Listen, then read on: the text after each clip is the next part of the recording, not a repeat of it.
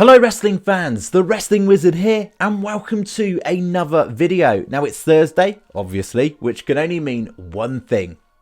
It's time to do a good old-fashioned, good wholesome Bray Wyatt theory video. Now this is probably quite good timing because I know a lot of Bray Wyatt fans at the moment are feeling a little bit flat, a little bit underwhelmed. Probably more curious than anything because since the Royal Rumble we haven't really seen much of Bray Wyatt. I know he's wrestled in dark matches. And we haven't seen Alexa Bliss at all. So I understand people's frustrations, but I wouldn't worry. I honestly wouldn't worry. I truly believe that the only reason we've not seen Bray Wyatt as of late that much on TV is because they want the Bloodline storyline to take centre stage leading up to and at the Elimination Chamber. And the way I see it, they're just going to probably pick up the Bray Wyatt storyline after the Chamber, Alexa Bliss a return, and so on and so forth, and it's going to deliver. Now, as always on this channel, we like to look at the other side, should I say, of the coin. Look at things a little bit differently.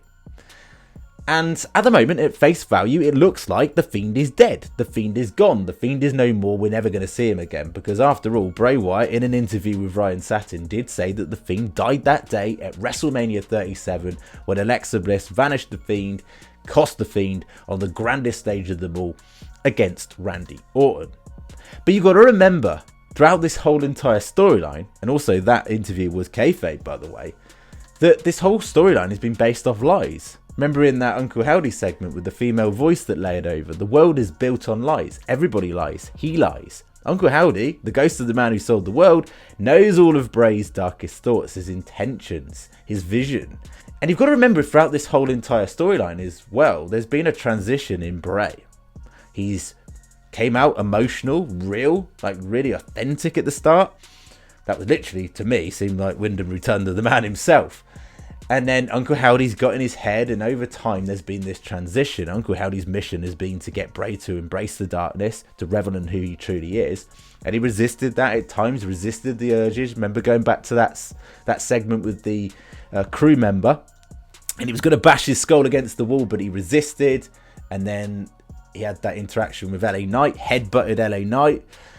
Again, transitioning. We saw these attacks, which we still don't know to this day who was behind that. We assume it was Bray in the Uncle Howdy mask. And then, of course, we saw Bray attack a cameraman before Christmas with the mandible claw, the Fiend's finishing maneuver, right? And now we've seen him in a mask at the Royal Rumble, literally very fiendish. So through time, to me, he's resisted the Fiend. Flat out in a promo said he doesn't want to be that human tornado again, i.e. the Fiend. Referred to the Fiend by name way back then as well. And yet now he's in a mask and basically being the Fiend. To me, that character we saw at the Royal Rumble isn't the Fiend 2.0. I can't see it being the Fiend, an evolution of the Fiend. I really can't. It could be Uncle Harper, it could be another character. We'll have to wait and see. Or Bray could be lying to us and he could say that that's the Fiend, but it's not really truly. But it's very fiendish. I mean, that's literally a copy of how the Fiend used to act. You know, literally this human Michael Myers. Yes, we're led to believe the Fiend is dead. We're led to believe this new version could be the Fiend. But think about this logically, right? Why would you repackage, re-debut one of the biggest and most over current gimmicks in recent memory in the Fiend, to do that in a sponsorship match, a Mountain Dew pitch black match, and not even in the match, at the end of the match, and not even refer to that character by name? We still don't even know by name who that is. Why would you do that? You'd save it, surely, for the grandest stage of them all, which is why I truly believe, deep down, Bray Wyatt craves the Fiend. He wants to be that man again. He got a taste of what it felt like to be in a mask, causing hurt and pain and suffering, inflicting that on someone, and of course in this occasion in LA Knight. And he likes that. He's in this psychological denial. There's this blur between what is fact and what is fiction. And after all, the Fiend got him gold. The Fiend was a success on a wide scale, on numerous angles. And so Howdy, yes, was trying to get Bray to embrace his darker side and revel in who he truly was. Well, what was his deep down, true, ultimate goal, intentions? Why is he targeting Alexa Bliss? Why would Alexa Bliss even be involved? Because her only connection to Bray Wyatt is via the Fiend. So is Uncle Howdy trying to get through to Alexa Bliss to unlock the Fiend in some way, shape or form? However that turns out, we'll have to wait and see. Timing wise, it seems to match up to WrestleMania. Alexa Bliss, storyline progressing, heading into WrestleMania. Exactly 2 years ago, we saw Alexa Bliss vanish the Fiend. What if we see the return of the Fiend? I can't help but throw back to that promo where Bray delivered like this haunting message where he said, look, I'm just a servant now. I go where the circle takes me, with a wink. Now at that point, was he certainly, to a fan, from Bray to a fan's perspective, saying, eventually you're going to have to wait. At the moment I'm not going to give you what you want, but then I'm going to give you what you want in the Fiend. Because after all, you pulled the spears from out of me, yanked me up and told me what I was supposed to do without having to tell me, right? The last time we saw Bray Wyatt, before of course his return, was at WrestleMania 37 wearing a fresh, brand spanking new Fiend mask.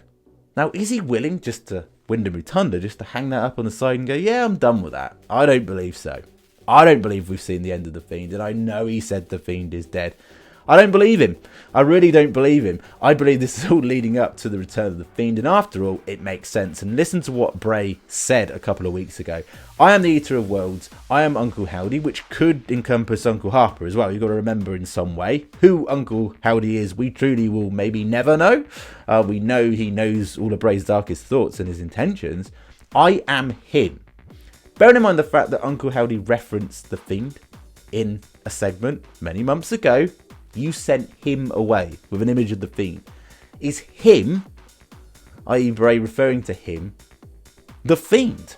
Why on earth would they return the Firefly Funhouse? Showcase the Firefly Funhouse characters in Extreme Rules, seemingly vanish for good, to return them, to leak QR codes with the Fiend's face in it, if it wasn't a subtle hint as to what was to come. They made you believe that you'd see the Fiend come back at the Royal Rumble, but maybe as fans we've got to be more patient, we've got to hold on. And if the Fiend returned and it was executed to perfection at WrestleMania, you can guarantee a lot of those fans that were moaning about the storyline taking forever, never really going anywhere, if the ultimate aim all along was for the Fiend to return at WrestleMania and things come full circle that way, I think this is flipping genius. If the route to get there was, I'm not as a performer, as Bray Wyatt, going to give you what you want, but eventually I'm going to give you what you want. You're just going to have to be patient. I'll feed you, baby birds. Just sit back and enjoy the ride. And after all, you've got to remember, you can't kill the Fiend. You can't kill it. Bray Wyatt even said himself that. And I was thrown back to after Extreme Rules, the very first Raw after Bray Wyatt returned, and that little segment where it said, I used to think that the prison inside my head was the only place where I could truly be free. And I believe he was referring to the Firefly Funhouse, the Fiend, all those characters. I believed he felt he had creative limitations there, i.e. the prison in his mind, and now he can just let that unleash, which is why we're seeing the Firefly Funhouse return, and slowly but surely they're building up to the return of the Fiend. It makes sense. You don't want to give up a gimmick like that. It was so immensely popular. Nevertheless, thought I'd throw it out there. I just think there's too many coincidences when it comes to Bray Wyatt and the Fiend, and in timeline sense, this makes total sense, doesn't it? Surely.